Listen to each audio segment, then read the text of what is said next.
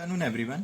Last class में हमने question number 5 को डिस्कस किया था। क्वेश्चन नंबर 5 में हमने ये निकाला था कि जो भी हमारे नंबर ऑफ डिजिट्स रहते हैं उनमें हमारा आंसर जो आएगा वो स्क्वायर रूट में कितने डिजिट का आंसर आएगा, ये हमने लास्ट क्लास में पढ़ा था, है ना।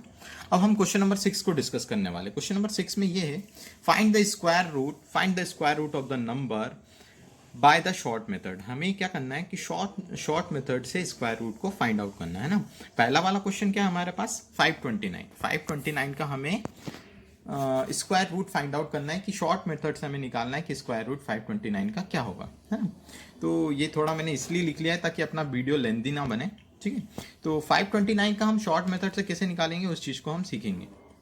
हमें पता है, मैं से स्टेप बाय स्टेप समझाना चाहूँगा आप लोगों को, ठीक है, फिर आप लोगों को बहुत अच्छे से समझ में आएगा। आपको पता है कि मैंने एक रूल पढ़ाया था स्टार्टिंग में आप लोगों को कि 1 का स्क्वायर से हमने स्टार्ट किया था। 1 का स्क्वायर हमें पता है, ये चीज़ें हम साइड में लिखेंगे आपको समझाने के लिए, ठीक है।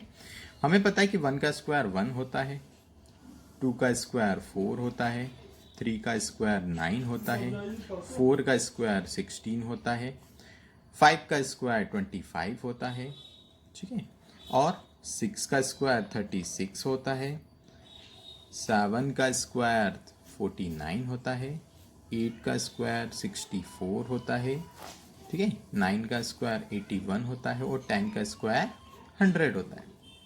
ये आपको पता है, ठीक है, कि आपको पता है कि 1 से 10 तक के स्क्वायर जो भी हमने लिखे हैं ये हमें पता है। हमने एक रूल पढ़ा था कि जो भी ये 1 से 10 तक स्क्वायर जो हम यूज़ करते हैं उसके लास्ट डिजिट का हमें एक प्रॉपर्टी हमने बनाया था, ठीक है। उसी प्रॉपर्टी का हम यहाँ पर भी यूज़ करेंगे, ठीक है। 1 का स्क्वायर है, लास्ट डिजिट क्या है, 1 है। 2 का स्क्वायर है, 4 है लास्ट डिजिट। 3 का स्क्वायर 9 है। 4 का स्क्वायर 16 में क्या आ रहा है, 6 आ रहा है। 5 के स्क्वायर में 25 में लास्ट में 5 आ रहा है।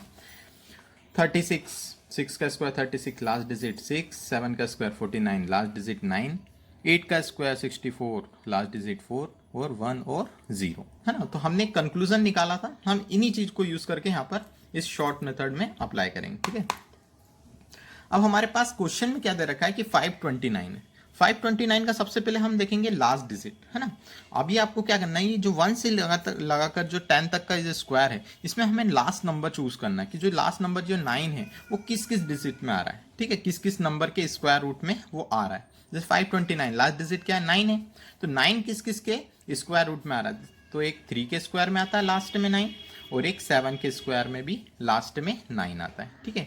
तो या तो लास्ट डिजिट हमारा 9 था तो हमने यूनिट डिजिट मतलब वो जो नंबर इसका स्क्वायर रूट जो फाइंड आउट कर रहे हैं वो 2 डिजिट का नंबर होगा, ठीक है। पेयर बना के देख लो, 2 डिजिट से एक नंबर मिलेगा और यहाँ पर 0 लगा लेंगे तो एक नंबर यहाँ मिलेगा, मतलब जो भी हमारा नंबर बनेगा वो 2 डिजिट का नंबर बनेगा, ठीक है। तो अभी हम क्या करेंगे, वो दोनों नंबर फाइंड करेंगे कि वो दोनों नंबर कौन से होंगे। ये कौन सी मेथड होती है, शॉर्ट मेथड होती है, ठीक है।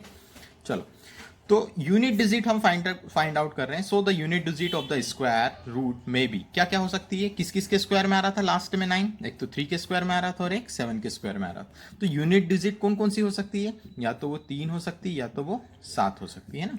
ये इन दोनों डिजिट में से वो एक डिजिट आएगी जो यहाँ पर लास्ट में फिलअप होगा, ठीक है, वो लास्ट नंबर होगा।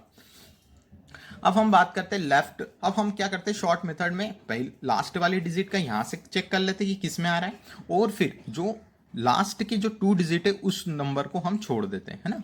हमारा जैसे 529 लिखा हुआ है आपके पास, तो 529 में आप क्या करोगे, ये 2 डिजिट छोड़ दोगे और बचा क्या हमारे पास 5 है।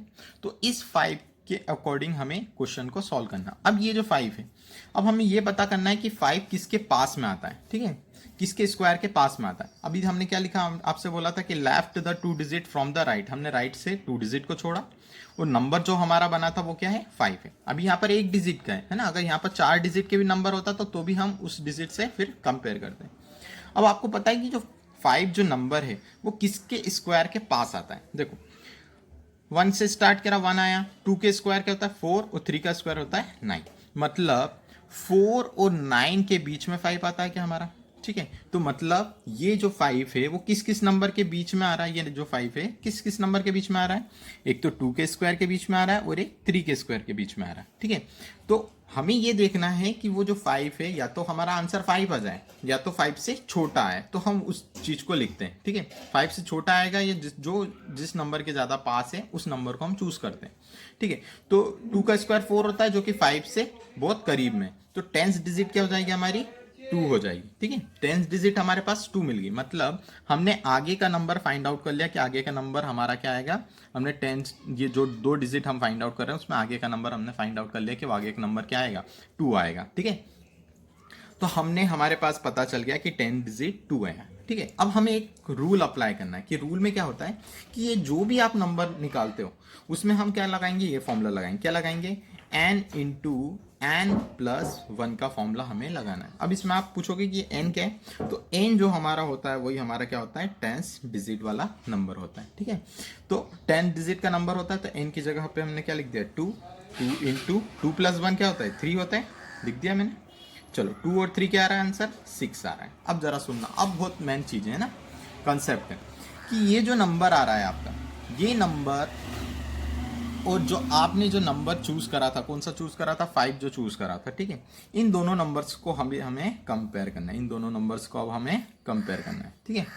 अब अगर जो आपने जो निकाला है वो नंबर, अगर जो हमने नंबर लिया है ये नंबर अगर इस नंबर से छोटा हुआ, जो ये नंबर है 5 है, वो इस नंबर से अगर छोटा हुआ 6 से छोटा हुआ, तो हम क्या बोलेंगे, इस नंबर से छोटा हुआ तो हम क्या बोलेंगे कि हमें ये दोनों में से चूज करना है ना। अब क्या बोलेंगे, अगर जो आंसर निकाला है ये अगर छोटा आ रहा है, ये नंबर जो 5 है हमारा 6 से छोटा आ रहा है, तो हम क्या यूज करेंगे, छोटा नंबर यूज करेंगे। अगर यहाँ पर 7 लिखा होता और जो 6 से बड़ा आ रहा है तो कौन सा यूज करते, बड़ा नंबर यूज करते। समझ में आ रहा है क्या बोलना चाह रहा हूँ।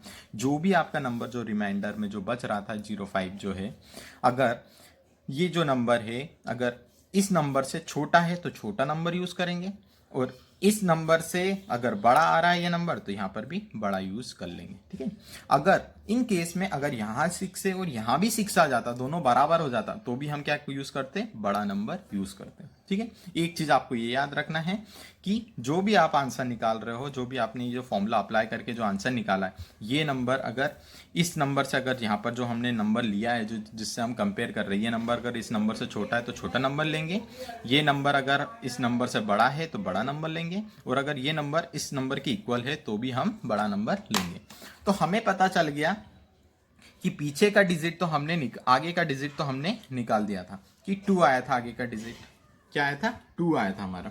और अभी हमने आपको बताया कि 6 से छोटा नंबर है 5, और 5 अगर छोटा है तो ये कौन सा यूज करेंगे, हम 3 यूज करेंगे, तो 10th डिजिट क्या जाएगा 23, ठीक है। एक मेथड तो ये हो गया आपका कि 23 वो हमारा क्या होगा, इस नंबर का स्क्वायर रूट होगा। चलो चेक करते कि ये आंसर होगा कि नहीं। तो हम यहाँ लिखेंगे सबसे पहले, so the square root is 23, ठीक है। आपको क्या क्या लिखना है, ये सारा चीजें लिखना है पूरा, ठीक है। फिर ये आप ब्रैकेट में लिखोगे, ठीक है। फिर इससे हमने कंपैरिजन किया और हम लास्ट में ये सो द नंबर फॉर्मेशन यहाँ लिख दोगे आप, सो द नंबर फॉर्म्ड ना, जो भी हमने फॉर्म किया नंबर वो क्या आया 23 आया, तो हम क्या लिख देंगे, so the square root is 23, ठीक है। आज मैं वीडियो नहीं बना पाया इसलिए मैं आपको थोड़ा घर से वीडियो प्रिपेयर करके भेज रहा हूँ, ठीक है। तो यही हमारा कंसेप्ट है, ऐसे ही हमें क्वेश्चंस को सॉल्व करना है, ठीक है। आई होप कि आप आगे के क्वेश्चन भी सॉल्व कर लोगे, ठीक है।